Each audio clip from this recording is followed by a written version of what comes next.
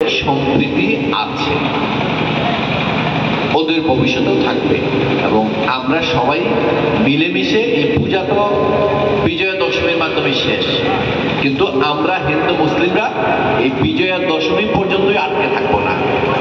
এরপরেও এই বাংলাদেশ নির্মাণে, বাংলাদেশের বিনির্মাণে, বাংলাদেশের উন্নয়নে আমরা একসাথে সবাই মিলে কাজ করব। এখানে কোনো ধরনের ভেদাভেদ থাকবে না।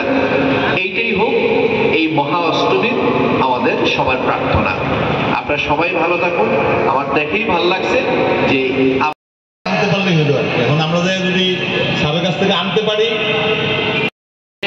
একটা রিকোয়েস্ট করি, আগামী আরো 2 দিন আছে, আপনি করবেন যে কোনো সমস্যা আছে কিনা, আমরা কি ভালোভাবে পূজা করতে পারছি কিনা।